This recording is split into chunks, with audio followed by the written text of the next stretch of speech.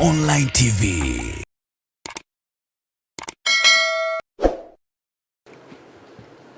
Habari ya mchana ndugu wanahabari.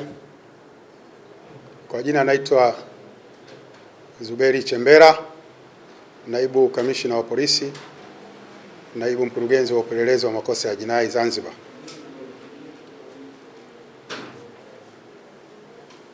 Awali ya yote ningependa kumshukuru Mwenyezi Mungu kwa kutujalia afya njema na kutufanya tuwe na uwezo wa kutekeleza majukumu yetu. Lakini vile vile nipende kutoa taarifa, mpaka tunavyoendelea na tunavyozungumza hapa, hali ya usalama ya Zanzibar kwa ujumla iko shwari, na nikisema hivyo namaanisha kwamba wananchi wanaendelea kufanya shughuli zao za kiuchumi bila bugudha yoyote ya kiusalama.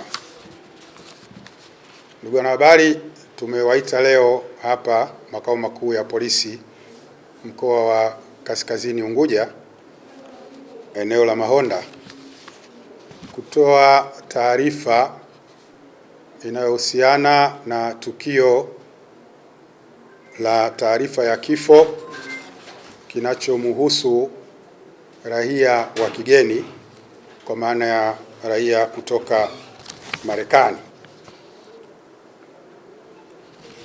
Mnamo tarehe 8 mwezi wa 4 majira ya saa 2:55 za usiku, huko hoteli ya Azuri iliyoko Nungwi, wilaya Kaskazini A, mkoa wa Kaskazini Unguja,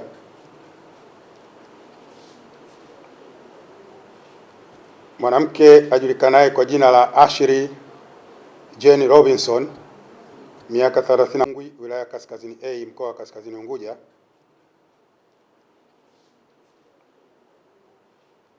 mwanamke ajulikanaye kwa jina la Ashley Jane Robinson, miaka 31, raia wa Marekani, ambaye alifikia kwenye hoteli hiyo ya Azuri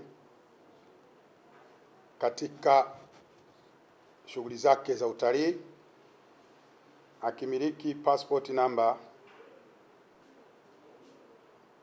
67920035. Alijaribu kujiua kwa kujinyonga kwa kutumia mkanda wa nguo rangi ya kijivu, ambapo aliufunga mkanda huo katika kabati la nguo lililoko katika chumba namba 25 alichofikia hotelini hapo. Mgeni huyo aliingia tarehe 4 mwezi wa 4 2026 akiwa na mchumba wake aitwaye Joseph Isaac Mathan mwenye umri wa miaka 48, Marekani, ambaye naye alikuwa anaishi naye pamoja hapo kwenye hoteli ya Azuri, na kwa mujibu wa taarifa zao walitarajiwa kuondoka tarehe 10 mwezi wa 4 mwaka 2026. Siku ya tarehe 8 mwezi wa 4 2026 majira ya saa 12 za jioni kulitokea na mgogoro wa kimapenzi baina ya watu hao wawili, kwa maana huyu Ashley pamoja na mpenzi wake Joseph. Mgogoro huo baina ya watu ya kujihifadhia mle ndani ya chumba, ile kama ile ya kujifunga kiunoni, tumboni, lakini akafunga juu kwenye henga zile pale kwenye hoteli. Nadhani mnaona kwenye makabati kunakuwa na chuma ambacho kinakuwa na henga. Kwa hiyo alifunga pale, akajifunga, akamkuta pale akiwa anatapatapa, akatoka mbio sasa huyu mhudumu kwenda kutoa taarifa, na ndio uongozi wa hoteli ukafika pale haraka na kumshusha haraka ili kumpa huduma ya kwanza na kumuhaisha hospitali ya jirani ili kupata huduma kwa haraka. Mara kupata huduma pale hospitali, mhusika alihamishwa hospitali ya Ampola iliyopo mjini Magharibi kwa ajili ya matibabu zaidi. na wakati anaendelea kupata matibabu, ilipofika tarehe 9 mwezi wa 4 mwaka 2026 majira ya saa 9 mchana alifariki dunia akiwa bado anaendelea kupata matibabu.